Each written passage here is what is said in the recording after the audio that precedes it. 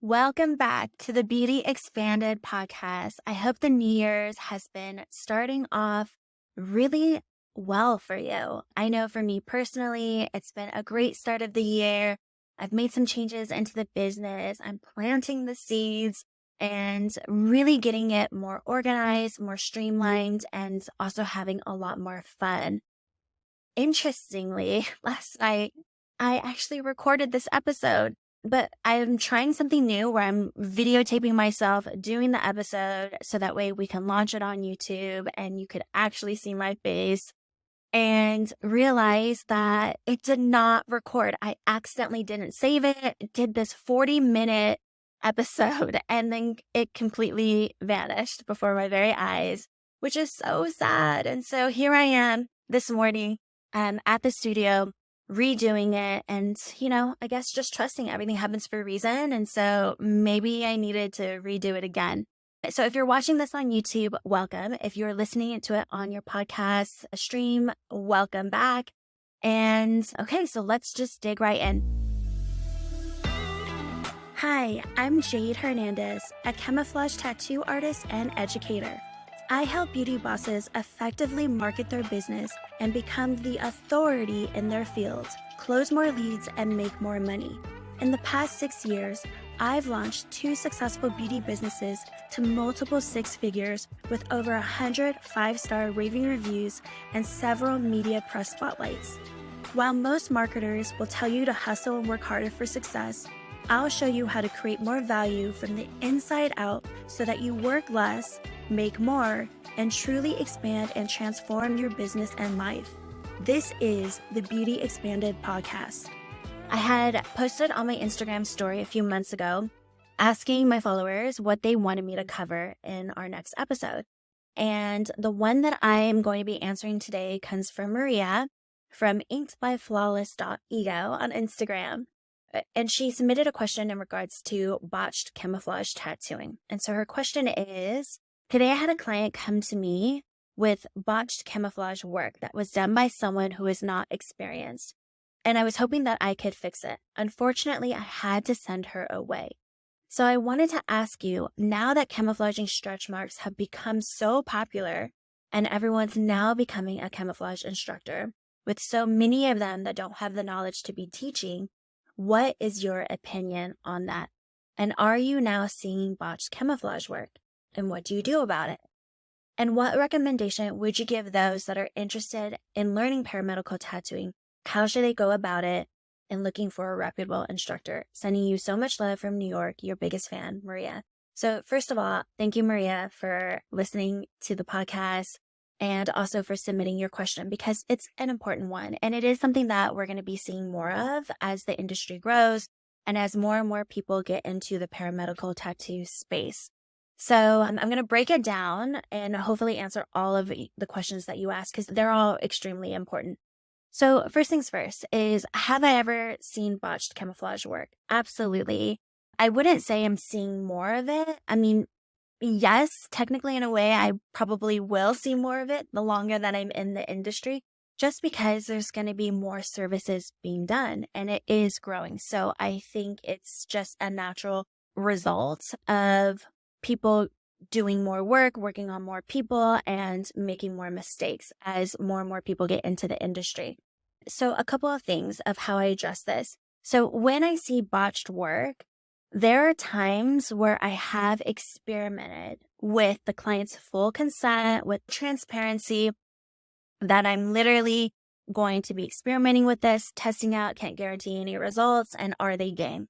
One particular client, for example, that comes to mind was a facelift scar client, and she would travel from Hawaii all the way to Arizona.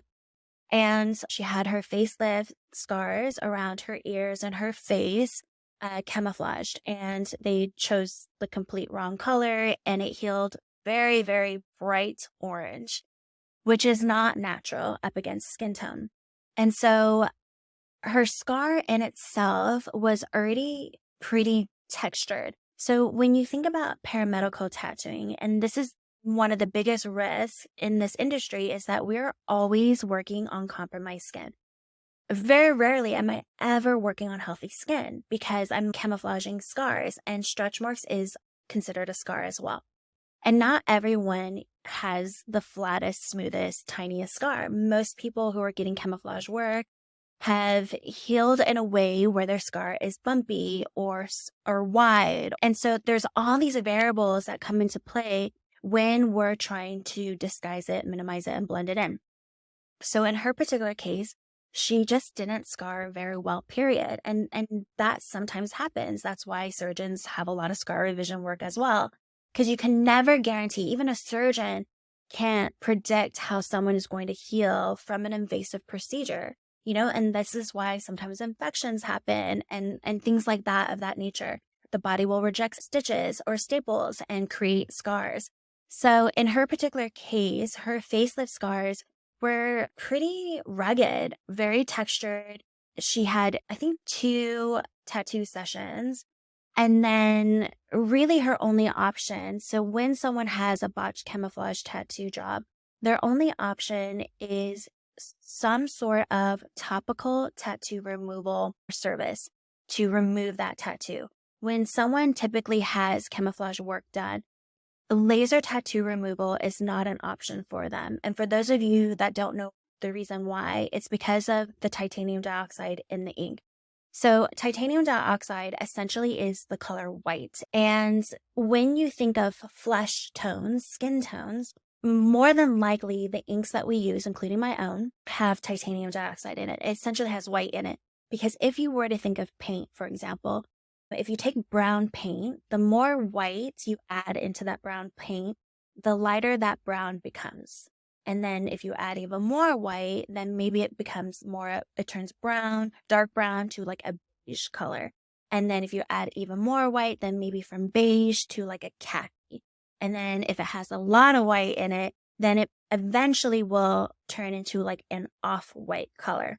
So when you're thinking of natural skin tones, we are always playing within the realms of brown, variations in tones of browns. So to get something light enough to kind of blend in and match someone's skin tone, it more than likely will have some white in the ink, right? To get that brown, that shade of brown, light enough to depict skin tone.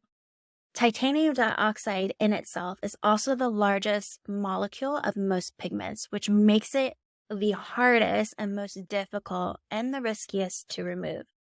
Laser tattoo removals do not work with titanium dioxide because laser tattoo removal works in laser frequencies, like different frequencies. And again, I'm not a laser expert, but what I do know is that when laser hits white, the particle white, right, the color white, it can shift it to a gray or a black color. It can also burn the client as well.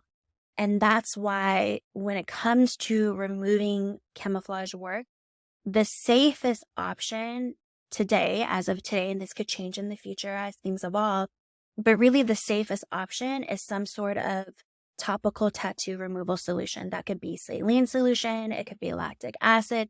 I mean, there's so many different varying brands and ingredients when it comes to non-laser tattoo removal options and solutions out there. So that is the only way that they can safely remove that ink. So then it comes back to, well, you're already dealing with compromised scar tissue.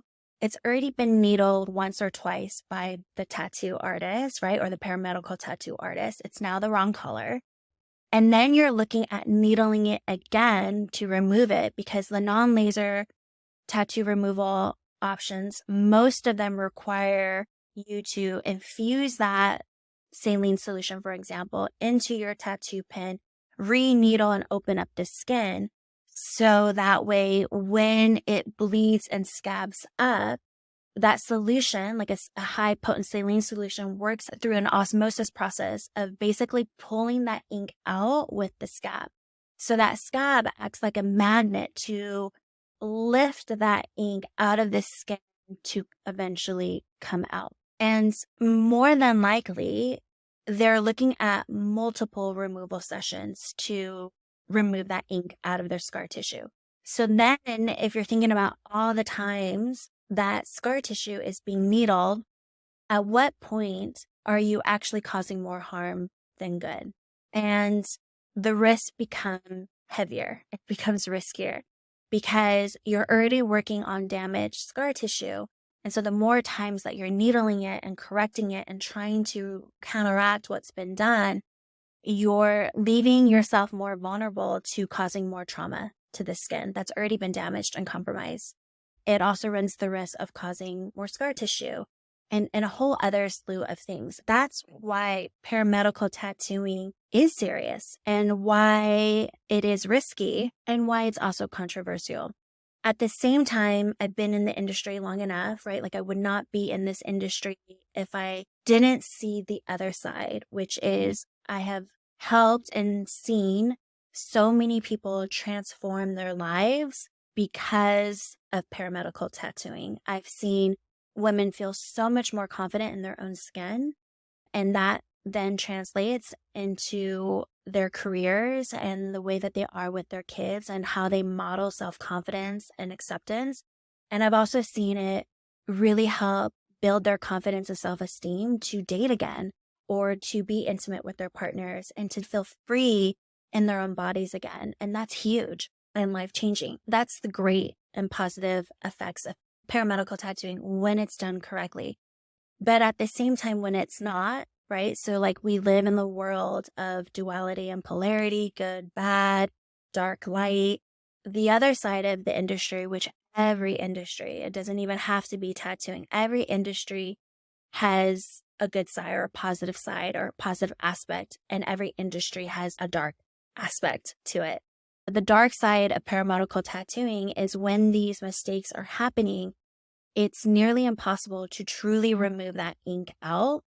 And you really do run a lot of risk in causing infections and more scar tissue and more trauma. And really, in essence, making your client feel a lot more insecure and self-conscious about something that they were already insecure about, right? And making them feel even more deformed, as I would say, or that there's something wrong with this.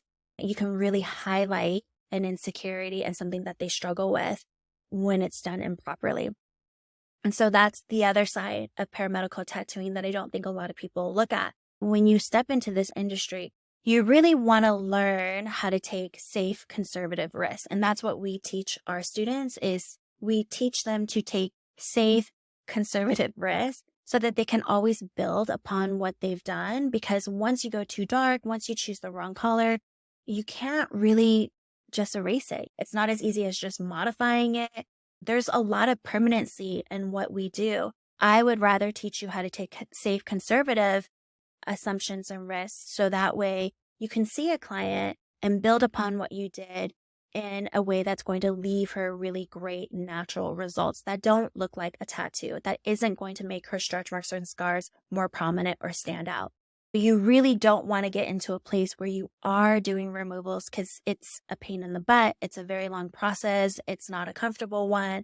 And it's certainly not an easy one. So yes, we will be seeing more of that. And to kind of go back to my story with my Hawaiian client, because of the condition of her scar, I gave her all the information that she would need in order to make an informed and empowered decision on her own. One option was referring her to start doing non-laser removal options, and because she didn't want to take the risk of causing more scar tissue on her scars. The other option was, and being fully transparent with her, is like, look, I've never done this before, but I do think that there might be enough space in your scar that I could try and modify the color and dim the brightness and the warmth of that orange. And she was game.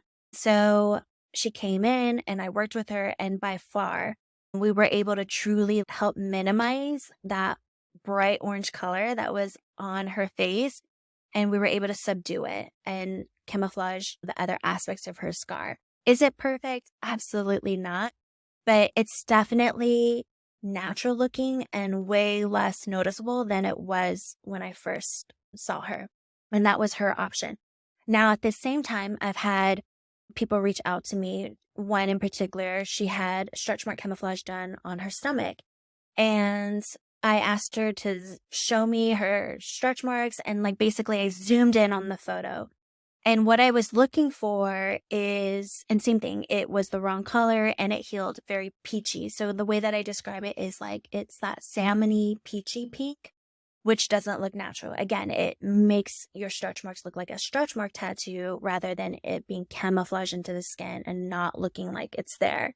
In her particular case, I zoomed in on the photo to take a closer look. And what I was looking for was to see how saturated, how much ink was in her stretch mark. So what I say it is like pigment loading, like how much pigment was loaded into the stretch marks. And if it's too thick, too saturated, there's not enough space in the cells in her skin for me to even be able to modify the color and to influence it. In her particular case, you could just see the ink was just loaded in her stretch marks. When I know that it's just too thick, that there's nothing I can do, no space for me to be able to penetrate a new color that can help subdue it, then that's when I will immediately refer them out to do a non-laser removal session. And that's what I had to do in her case. So it's a per case basis on what I decide I'm willing to risk and what I decide I'm capable of doing. No matter what, I always love to give clients just more information. So that way, if they do need to get it removed, that they have the knowledge to know that they can't do laser, or I wouldn't suggest it. So that way they're still safe and there's something that can be done.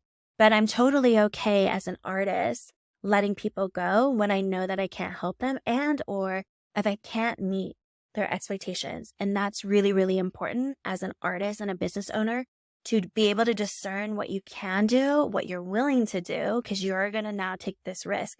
And if someone messes up and then you mess up, the blame is always going to fall on you and not the original person, because you're supposed to be the expert and you're supposed to know what your limitations are. Like the client that's coming to you, they don't know. And so it is your responsibility to be able to educate them on what could go wrong, on what's possible. Like in the case of my Hawaiian client, of letting her know like, hey, I have no idea if this is going to work, but these are your two options and it's up to you to decide what you're willing to do. And she was willing to take that risk with me.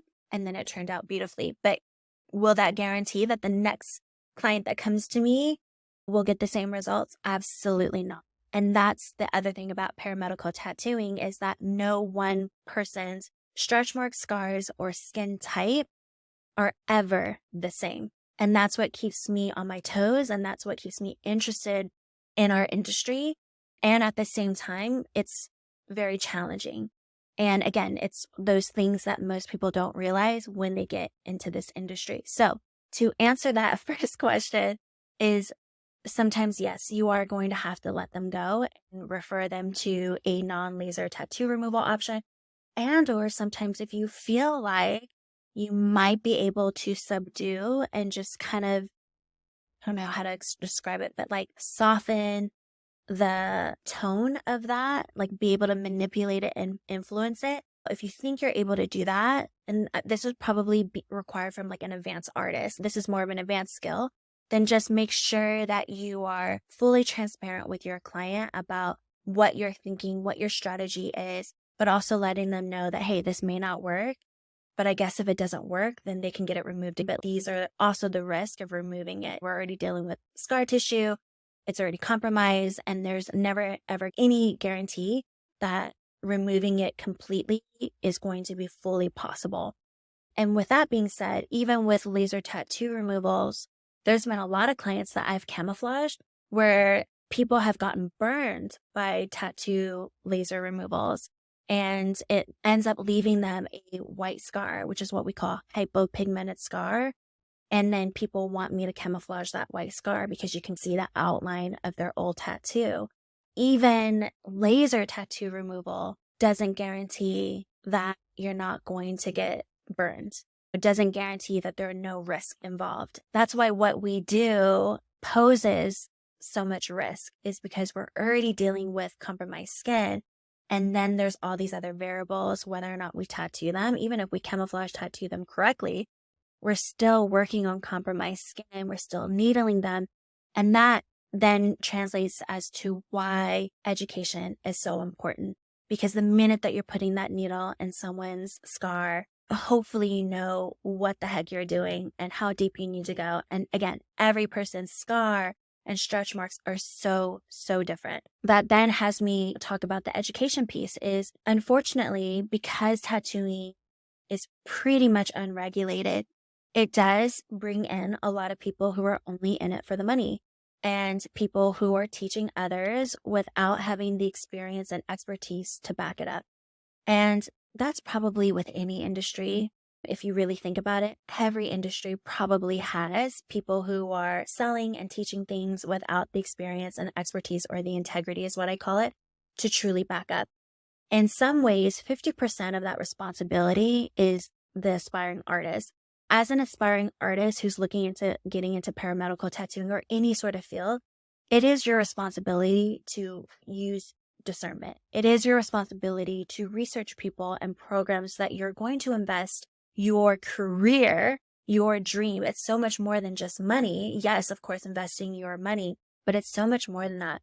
It is your responsibility to do the research and due diligence to choose someone that is going to support the jumpstart of your career. Because that first year as a paramedical tattoo artist is the most pivotal one. That first year is the most important because it will either make you or break you. And what I mean by that is if you jumpstart a new career, it is very humbling. You have no idea what the heck you're doing. You're starting from scratch and you're using your passion to sustain your business, the start and launch of your business. And if you're not trained properly, if you went after a training based on it being the lowest training program out there, if you based your career, you invested in yourself and your career based on the terms that they were the lowest provider for you, that fast track, and I'm saying that with air quotes, that fast track to success is often the longest journey there. And the reason why is because that first year as an artist is the most humbling. Not only are you promoting yourself, but you're trying to build up your clientele and you're trying to build up your portfolio and your credibility. If you start making mistakes right out the gates, how confident do you think you're going to feel in working on more people? How confident do you think you're going to feel in really putting yourself out there and selling your new service and your new business and your new brand? I'm going to bet that you're not going to feel that confident, which is also going to stunt your growth. You're going to have a lot of oh shit moments. You're going to be panicked. You're going to have a lot of anxiety. And you're not going to enjoy what you're doing. So when you're not trained properly, you're going to make mistakes. And again, the risks and the complications of making mistakes in a field that has permanency to it, that is addressing people's biggest insecurities, and you are permanently altering it for the worse. That will break you as an artist. And that is why a lot of people get into this industry with the naivety. I'm going to make a ton of money in 2 days of training. I'm going to make 6 figures instantly. And they quit. They quit before they start because they're making a ton of mistakes and people are not referring them. People are not happy. They don't know how to deal with that. They don't have the support from their trainer for that, even though that trainer promised them that they have lifetime access to them. Which also brings me to, if a trainer is saying that you have lifetime support and they're selling that, they're already lying to you because tomorrow is never guaranteed. I don't offer that. Of course, my students have my personal cell and they absolutely can reach out to me at any time.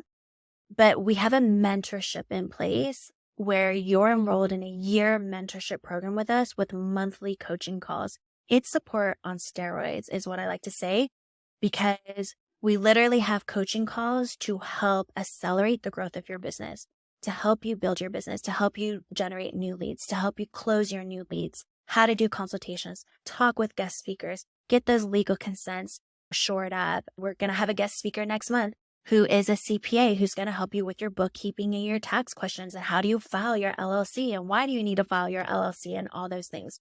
And then we also show our students case studies, clients that we're working with in the studio because we're still in the arena with them, which means that if I already know there is no guarantee that you'll ever have the same exact scar and stretch mark from one person to the next, that means that this industry is is going to require you to be a lifelong learner.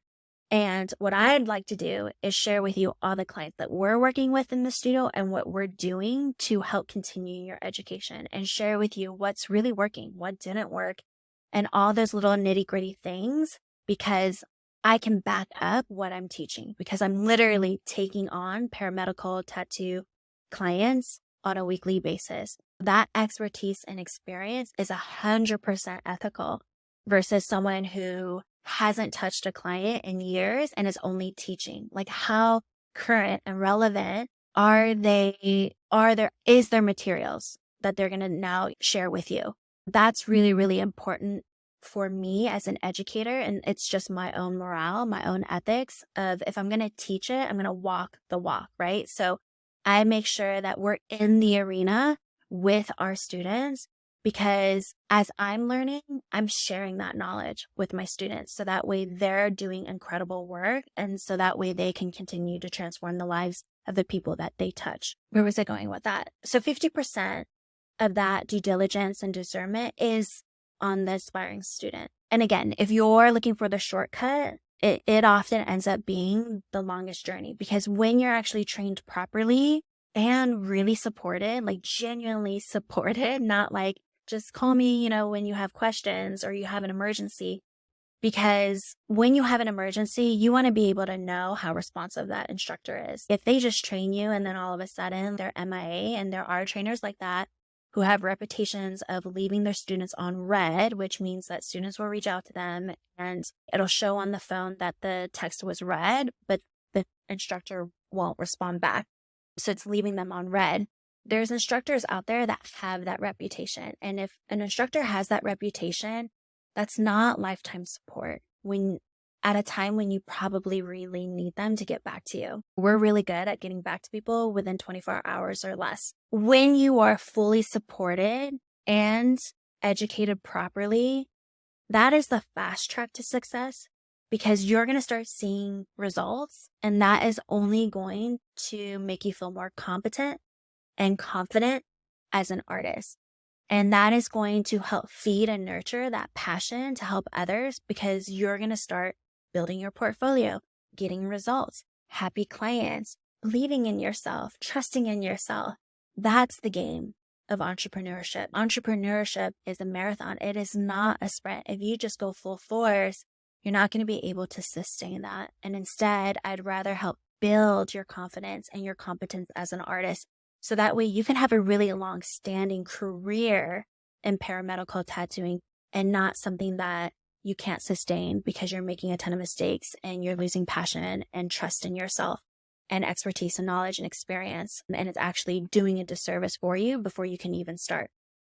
With that being said, though, too, is the longer that we're in this industry, and because we're working with compromised skin and we're human, it is inevitable that you are going to make mistakes. It's human error. I continually still make mistakes. I can't guarantee perfection because the canvas that I'm working on isn't even perfect to begin with. I also have had mentors who have been tattooing for 25 plus years make mistakes in front of me as well. It is par for the course, but hopefully, or I know that my mistakes are much smaller than they were when I first started out.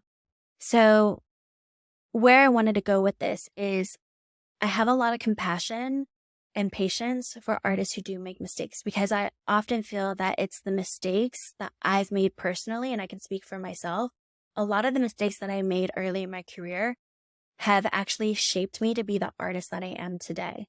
Without those mistakes, I would not be the artist that I am. I would not have founded my own techniques and my own theories in paramedical tattooing if those mistakes had not happened. Because anytime a mistake happened, I made sure that I asked myself those questions of, how do I not make that happen again?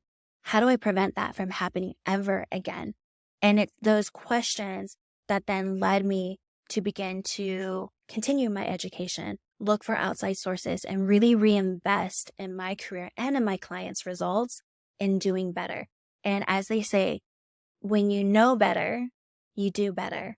And so in the beginning, when we were all kind of winging it, which I still think paramedical tattooing is still in its new infancy stage, there Of course, anytime you're innovating something, there's going to be mistakes that happen. But if you shift your perspective, if you can change your mistake into a lesson learned, then is it really a mistake when you've been able to transmute it and alchemize it into a lesson learned that is going to make you better for it? And that's how I like to look at mistakes. And it's one of those things that I let our mentees know, because everyone is so afraid of making mistakes, right? And the fact that you have the intention of not wanting to make a mistake says a lot about your character as an artist. So we don't want to make mistakes, but mistakes are inevitable. You can be trained, you can be tattooing for years and years and years. I've seen it happen, and mistakes are still inevitable because we're working on compromised skin, because we're working with genetics and the physiology of people's health, and you can't guarantee how long it's going to take them to heal or how they're going to heal. That's why even surgeons, with all the medical years and residency and experience that they have, even surgeons can still make mistakes. That's why there's insurance. Mistakes are inevitable. Instead of trying to resist it, because that just persists, the anxiety and the stress of it, is learning to accept it. And it's what you do after that mistake happens really determines what's possible for your business and your character. And that's what I always like to share with my mentees is like, look, mistakes are going to happen. Hopefully we teach you a technique so that way when these mistakes happen, they're a lot smaller versus like if you were just winging it and had no idea what you were doing. But when a mistake happens, what matters most is what you do after that mistake. Do you try to make it right? What do you do to try and make that right? Listening to your clients, being there for them, offering them things to make it better or to help them move along the process to rectify the mistake. Or do you leave them on red and do you ghost them and you go complete MIA? That's where I have an issue. And I've been contacted by clients who have gone to other artists and they'll tell me that the reason why they're reaching out to me is because they can't get a hold of their artist, because their artist won't get back to them, because their artist blocked their number or whatever the case may be. And that makes me sick. So I don't have compassion for that, but I have compassion for those that make honest mistakes. But if you're going to ghost your client and not take any accountability and or gaslight them and blame them for not taking care of their post-care, those things I don't have much patience for or compassion, because you should be in a place in your business not being dependent that your client is going to follow the post-care instructions perfectly. There's things in place in our business that even if our clients don't follow the post-care perfectly, we're still minimizing and mitigating the risk of infections and all those things as best as we can, because we're not being reliant or dependent of our results based on whether or not a person follows post-care protocols. I think that's an easy way out. And I think it's really easy to blame others and not take accountability when you got to really take ownership of your own business and what's your expertise on, right? Because you're the expert, you're the artist, and your clients aren't going to know that. So what do you need to do or have in place in your business to make sure that if someone doesn't follow post-care protocols, they're still okay? And then I also don't have a lot of compassion and patience for people who train and then start training others immediately, which has happened to me and it happens in this industry, unfortunately, is people who are seeking the fastest route to money, right? The fast track to success. They see all the money that these trainers are making in these programs, so they get trained and then they copyright, plagiarize that person's training program to then offer it at a lower price to other students. And that's the dark side of our industry, unfortunately. It's because it's unregulated, because there's a lot of people that are out there to make a quick buck. And what happens with that is they don't have the experience or the expertise to really formulate their own conclusions. That's why they're plagiarizing and copycatting. And then they're teaching others a technique that they can't back up. But again, it's like 50% of that is on the artist who's creating a business from that place. But then also the other part is the person, the aspiring artist who didn't do the research and or thought that, hey, I can totally kill it at a much lower price, learn what I need to do, and also do really great work. It just, again, anytime you're making a quick buck, it is often the longest route to take because you're going to have to reinvest in more training or you're going to quit. So you've just wasted your money or you're going to have to reinvest more money into getting trained properly, which has happened for me too. I've had students that have trained with other people, didn't really learn much, and then ended up training with me and saying like, I should have just gone with you in the first place because the money that I spent to go around to get back to you is money I could have saved if I had made the right investment the first time. That's why I think you got to think about what you're worth. What is your career? What is your dream worth to you? Because that is going to require an investment in time, energy, resource, and money. And aren't you worth it? Is my whole question, instead of going the cheapest route, because then you run the risk of making a ton of mistakes that cause further trauma and damage and harm to the person and also to your business before you even truly start it. So a couple of things, if you're an aspiring artist listening to this, these are the things that I think you should look for in a trainer. Is one, you got to look at their portfolio. Make sure that they can back up the experience and knowledge and education that they're about to bestow on you. Is looking at their portfolio. If they're using stock imagery, stock photography, they probably don't have the before and afters to back up what they're teaching you. If they're only promoting their students' work, but they're not showing you their own work, they probably don't have the background to truly support you. Are their photos extremely edited and filtered? We don't edit our photos. The only thing that we do is try and fix the lighting so that way we can match the skin tones of the before and afters, but we don't edit our photos. I think if you're editing your photos too much, there's a lack of integrity there. And if you're really getting people results, you don't need to edit them. And you also want to create realistic expectations to your future client, right? So again, it's all about honesty and transparency for me and how I run my business. The other thing is look for reviews. Look for student reviews, look for client reviews. Are they still in the arena or are they just training but not taking any clients of their own?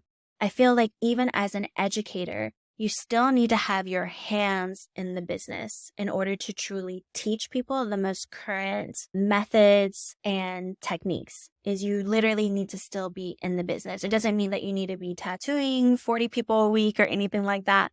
But I still think it's important that you're still in the arena to keep leveling up your own education and to make sure that you're teaching your students the most relevant technique and education out there. So looking at not only student reviews, but also client reviews. I also think that you need to figure out what type of learner you are. Do you learn well in more one-on-one settings, small group settings, or do you not mind larger group settings? I also think that if you've never tattooed ever, and you've never held a tattoo pen in your hand, that you really need to have that training in person. Because there's no way you're going to know, especially dealing with damaged, compromised skin, there's no way you're going to know what depth perception is and how deep you need to go in someone's skin unless it's in person. I also think that when you're in person learning how to tattoo, it's really valuable to have an instructor literally move your hand positioning and your motor skills to help you become a more effective tattoo artist. Those things really need to be in person. And it's the reason why I don't offer paramedical tattoo training online. It's because I just think it's out of integrity.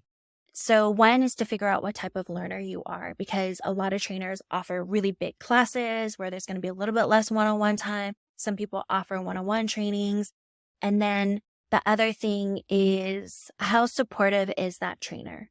Honestly, what kind of support do they offer you? Because that first year is going to be the scariest for you.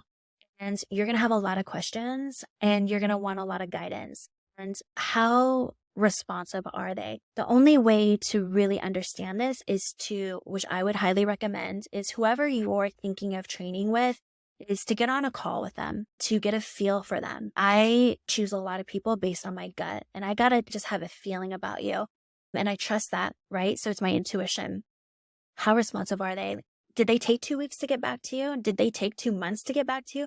If it took them a while to get back to you, that's already a telltale sign of like how they're going to respond to you if you train with them and you have an emergency and you really need to get a hold of them.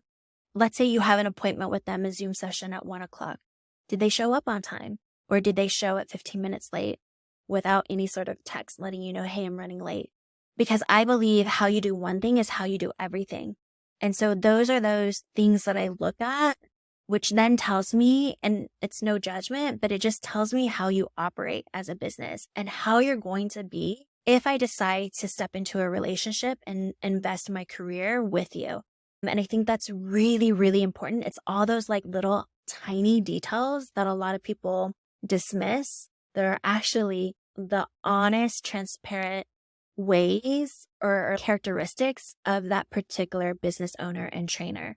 And so for us, we're really responsive. We're very respectful of people's time because I have a standard of business and professionalism that I like to run my business. If I'm thinking about training with someone and it's taking them days to get back to me or whatever the case may be, or they're showing up late to our meeting, it really tells me that they're not up to the standards that I require my trainer to have. And that's really, really important to me. And I know everyone else is different, but I would say definitely reach out to them, get to know them, and ask them what kind of support and see how they respond, because actions do speak much louder than words. And so if they're like, oh yeah, we give lifetime support, you can contact me anytime, but they're already showing you that they're not really punctual or responsive, then I think that already tells you what you need to know, and you got to trust them.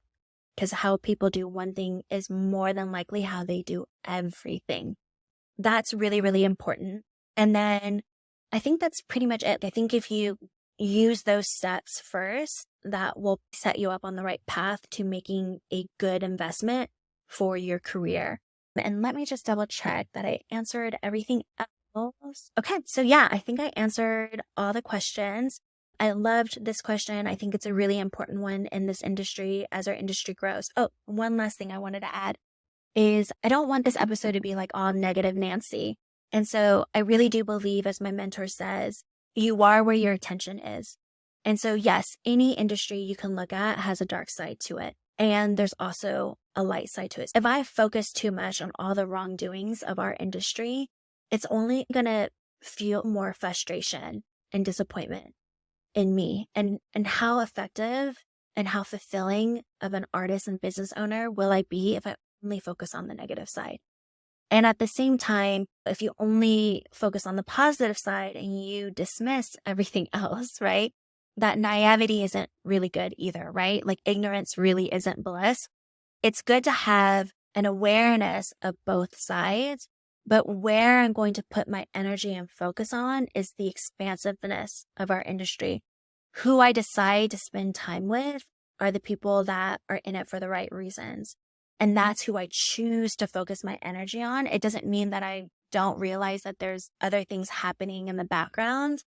But for me personally, I would much rather invest my time, energy, and resources on the people who are doing really incredible work, who are in it for the right reasons to help people and not make a quick buck, who are innovators and pioneers in their own field, who are sharing education to enrich and help grow our industry for the better. That's where I'd rather spend my attention on. That's what I would suggest you do as well. And that's where I wanted to end this episode, is be aware of everything, right? Be realistic. And at the same time, try not to focus too much on all the wrongdoings of this industry, because it will take you out. And we need people who are in it for the right reasons. And that is going to be the most fulfilling and fuel your passion and your intention of why you started this industry in the first place. And that's really incredible. So thank you so much for listening. I'd love to know your thoughts on this. And if you guys would like to have a question answered as well, we may be able to post it on our episode and talk about it. All you have to do is leave a voice note. It'll be in the show notes. You can leave me a voice note of your question and I'd be happy to answer it. So I will catch you guys on the next one. Bye. Thank you so much for tuning in. I'd love to connect and help you more. If you have a question you'd like for me to answer, please send it to jade@studioconceal.com. That's JAYD@studioconceal.com, and I might highlight it on my podcast. I find what's often personal is most general. So if this episode helped you, please share it with a friend who may need the encouragement and inspiration. I'll catch you on the next one.